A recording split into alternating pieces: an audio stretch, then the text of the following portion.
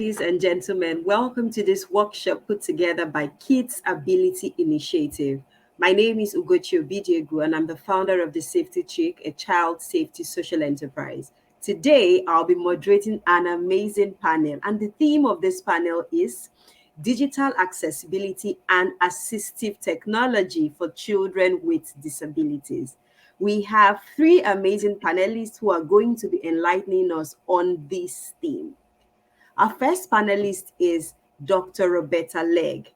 Her clinical work focuses on the treatment of child and adolescent survivors of childhood trauma and abuse. Dr. Legg has served as the clinical director for multiple residential treatment programs. She specializes in using neuroscience informed psychotherapy for trauma recovery. Dr. Legg's research includes an ethnographic study of adolescents' online social networking profiles. She's also recognized as a diplomate by the Academy of Experts in Traumatic Stress. Welcome, Dr. Legg. We also have Miss Agnes Teiko Yemete. She's the founder of Toda Connect Foundation and the executive director of Down Syndrome Ghana. Both foundations seek to create awareness, social inclusion, and acceptance of persons living with Down syndrome. She works hard towards achieving independence for persons with Down syndrome. She believes persons with Down syndrome can be gainfully employed to ensure independence or live under minimal supervision as they are differently abled persons. And to balance out our panel, we have a male speaker, and he is Mr. Edwin Omori. He's a seasoned entrepreneur and business leader. Edwin has a strong background in information technology, cybersecurity framework, and risk management. He's currently the principal consultant at NeoCloud Technologies. As a certified digital forensic examiner and a certified threat intelligence professional, Edwin has worked on both the offensive and defensive side of cybersecurity. He has contributed to dozens of articles in the field of cybersecurity, cyber warfare, digital forensics, and e-discovery. As you can see, our panelists are piping hot. So please give it to us in the comment section. Make some noise for them. Put your best emojis there. Just make them feel welcome to this panel session. Welcome, welcome, our speakers. So as our speakers begin to speak, I would like you to feel free to drop your questions in the comment section, maybe to differentiate it from other comments. Type your questions in capital letters so that we can differentiate. And then as you listen to them and you pick certain highlights that resonate with you or certain light bulb moments, please feel free to say it in the comment section. Don't keep your thoughts inside your head and in your mind. We want to see some of them in the comment section. Okay, so who's ready to move on? Because we are ready right now. So I'm going to be starting with Dr. Legg. So as I read your profile, I saw that there's a lot of work you have done regarding trauma. And so is there a connection between assistive technology and managing trauma in children with disabilities? Over to you, Dr. Legg. Oh, thanks, Ugochi. Yes, there is. So trauma is any experience that a child has, and sometimes throughout much of their life, that is truly disempowering. So physical abuse, sexual abuse, neglect, all of those horrible events leave a child feeling very helpless, hopeless, and sometimes trapped in inability to effectively do anything due to their size and age. So assisted technology is the opposite. When a child, especially those who have any type of disability, developmental challenges, neural divergency, when they have appropriate assisted technology, it's empowering. Those that have different language, those that are using sign language, those that have not always felt accepted within a larger community, when they have adaptive technology, they feel empowered and they can do. And then they are feeling capable. They are feeling the opposite of hopeless, right? They're feeling hopeful. They're feeling like they can do. And that in itself is very healing because they are empowered for action, which is the opposite of the trauma they've experienced. And when they have that, they can build a positive self-identity. And that to me is a wonderful a wonderful outcome. Thank you so much for sharing that. One of the things I hear you say is that children become more empowered and it also boosts their identity. Yes, thank you so much for sharing that. So now we move to Miss Yemete. In your work at the foundations that you work in Ghana, what is the most common problem that parents complain about with regards to assistive technology? Over to you, ma'am.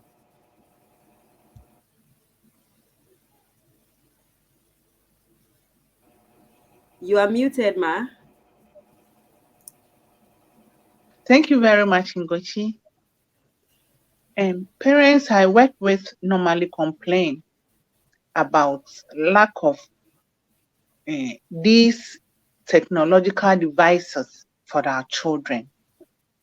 You know, children with Down syndrome, because I work with them, I'll be speaking from that perspective that I also have a child who has Down syndrome. Children with Down syndrome learn are intellectually disabled. So most of what they learn, if a parent can acquire a device for them, boost it for them. Like the child is learning alphabet, you tap on the alphabet and it tells you A, it tells B with a bigger characters for it to show, not too much vocabulary so that the child can absorb. We know that these devices are very good for our children, but most of the children in our part of the world whose parents are divorced because of their condition and their mothers become single parents, they are unable to acquire these devices for them. And those who are able to acquire it for them also have the challenge of monitoring where the children go, the size they go, putting security apparatus in place for them not to be going to unwanted sites that will also affect them. So we are faced with the challenge of acquiring the device, and also if the device is acquired, how you can monitor how the children use them. So these are the basic challenges that we have as parents whose children has Down syndrome. Thank you so much Thank for you. sharing that. Yeah. Yes, thank you so much. So, from what I hear, one of the challenges is acquiring the device because of limited financial resources, because of the current situation of managing the health of the child, and also how to monitor the child when you now get these devices for them to ensure that this device does not put them at risk. So, this leads to the question for Mr. Omori. If these are the concerns our parents are having, what systems and what tools can parents put in place to ensure that children are safe when they make use of these devices to go online? Okay, thank you very much, Goshi. I think that's a very nice question. Uh, Technology, as we all know, is very, very vast and quite robust. And every day we use our various devices to connect to various platforms, either for financial transaction, educational purposes, research, or any other thing you want to do with the internet. But what we've been able to see as stakeholders in the cybersecurity sector is that we realize that no matter how robust the technology is, no matter how you try to protect various systems, human beings are still the weakest link. So we've been able to take a look at how we can be able to see how to pass these various knowledge to parents on how to be able to guide their words in terms of identifying links, to be able to scan the basic scanning of files for if there are some kind of malicious code in them. So far so good.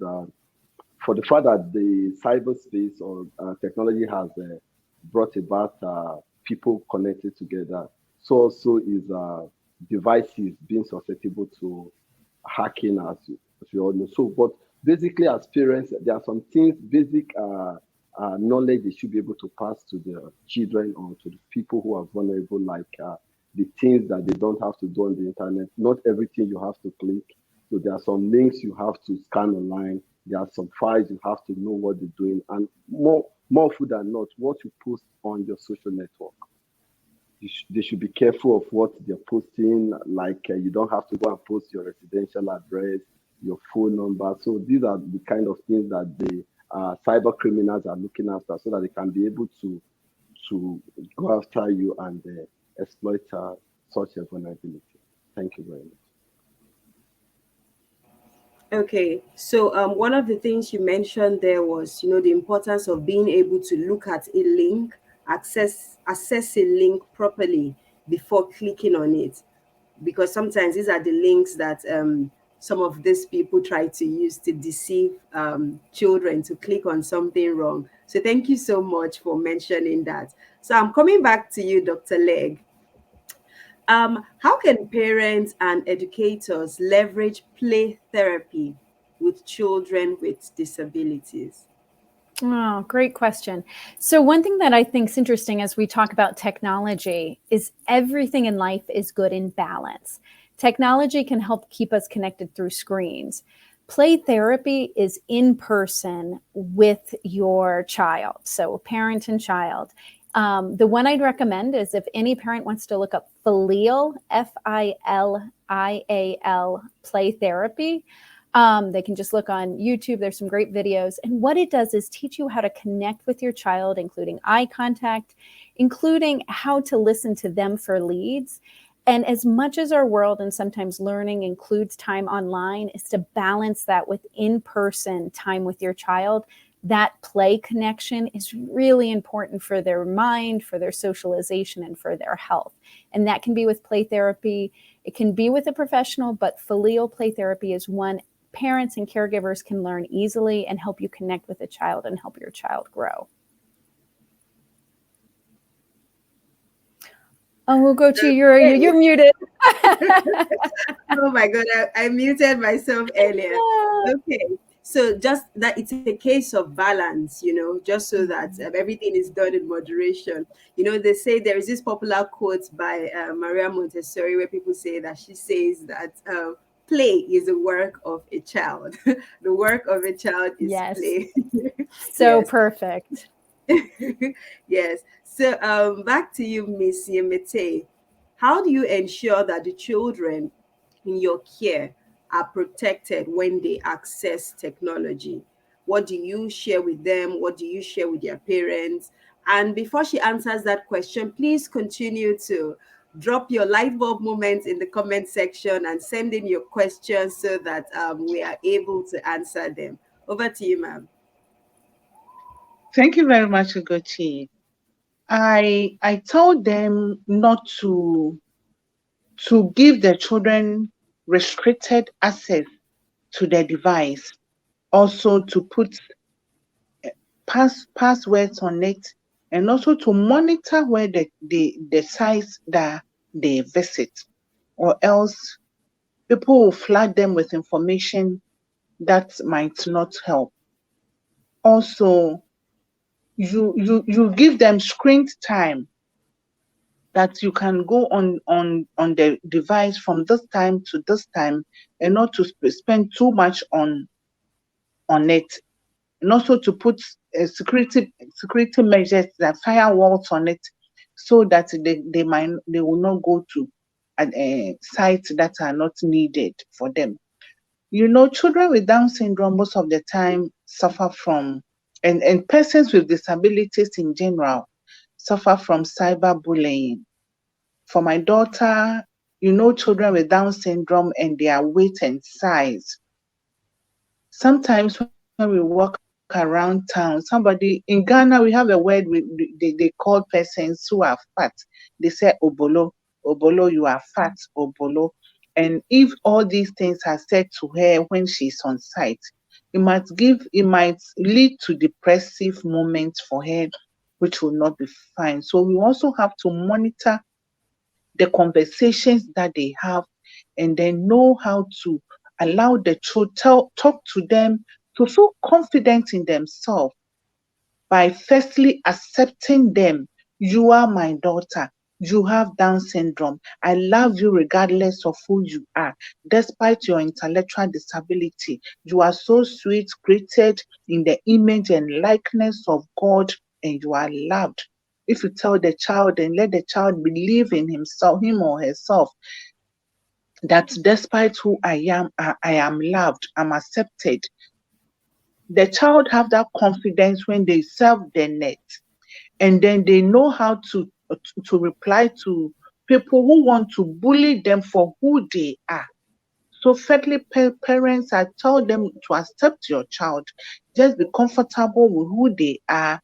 Enjoy the little strides and milestones they achieved. And then you build that kind of confidence in them so that when anybody who talks to them, whether on the net, whether around in society, when they stigmatize them, it will not get to them. So these are some of the things that I tell them, to be mindful of what to building confidence in them, to know who they are, so that they can translate it to the conversations they have on the net, and also putting restrictive measures so that they will not go wild on the internet or on the devices. Thank you so much. Thank you. Yes, thank you. I thank you so much for pointing this out, because it reminds me of something that I teach parents, because I teach on child safety, right? How to ensure that children are safe. And one of the things we teach when it comes to, being online, is to teach about some of the risk that children can face online. So, for example, there is content risk, which is where children are being exposed to content that is not age appropriate. Now, there is conduct risk, which is how people behave towards them. And that is where this cyberbullying comes in. And we always teach that when a child experiences bullying of any sort, they must take evidence to their parents, inform their parents, okay, this is what is being said, so that it can be managed. Then more importantly, I love something that you mentioned, which is building the identity of a child before something happens. And I think that that is why we do this sensitization, so that when people are aware, when parents and educators are aware of these issues, they can teach and prepare their child, so that before their child is exposed online, they are aware, they are sort of prepared. And so when certain things happen, they're able to take the right action. There is also contact risk, where, the kinds of person that might try to reach out to them online, so these are risks that we should all be aware of and teach our children about, so that they are more prepared in case somebody reached out to them or anything happens in that category, they're able to take action. So thank you so much for talking about the passwords, restricted access, and monitoring, so that children are properly managed. And I'm sure that this sets the foundation for Mr. Omori's question, which is, what are your best tips for ensuring that children with disabilities are safe online? How can the digital space be made more accessible for these children? Over to you, Mr. Omori. Yeah, thank you very much. And I think Ms. Agnes has been able to throw more light on this area for us. So, as players in the world of technology, I think if as developers and people who create applications and all that, they should also, while writing these various code, or let's assume moderators in various platforms, there should be some kind of an algorithm that can be put in place, in the sense that when foul languages are being used, automatically such users are being flagged, for either to ban them from the platform or to carry out a further investigation. So I think within our space, we should think towards that light to create programs that can be able to detect, so we can just have a whole archives of words that are not too appropriate. So when you see somebody communicating in such languages, it creates a trigger, and you can be able to look into that. That having said, awareness is also key, whereby you should be able to tell them that the truth is this: when something is too flashy and too urgent on the internet, you have to have a second look. So opening up to your parents and say, okay, mommy, somebody is contacting me. He said he's my uncle. Are you sure he's my uncle? Because most times, people who try to to take advantage of the vulnerable people, they come in with friendly tunes. Because first thing first, they've already gotten your information. Probably they know that you have you on your, let's assume your Facebook page, you say your uncle is Uncle Charles. They can just say that, do you know Uncle Charles? Yes, I'm a close friend of Uncle Charles. So they try to play with your emotions in terms of social engineering. So, but parents should always be on the lookout to be able to check, let's assume the history. You can be able to check the history of your world's browsing history. Or secondly, in terms of ads that take you to various sites where you see adult content, there are some features that you can create on your browser where no ad will pop up. So you can set up your privacy features. It protects your browser from adwares and all sorts of funny links. Yes. Thank you very much. Wow, thank you so much. You mentioned algorithm to detect foul language so that it can flag users. You also mentioned that when children notice somebody is trying to create a sense of urgency, force them to take a quick action, they should ask their parent. They should not be deceived by that sense of urgency and want to take action immediately. They should pause. In fact, urgency should be a red flag, you know. So thank you for mentioning that. And then, of course, privacy features.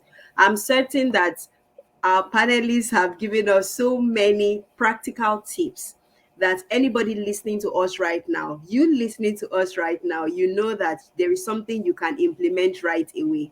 One of the things I always like to encourage at workshops, events, seminars, and conferences like this is it's important that you must take something away that you must implement. Don't just take all this wonderful knowledge and keep them in your notepads or your journals. No, begin to ask yourself, how can I implement this right away?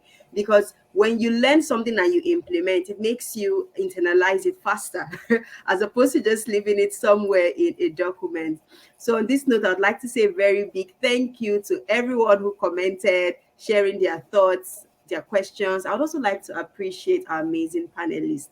Thank you so much for sharing with such simplicity. Thank you for sharing with such brilliance.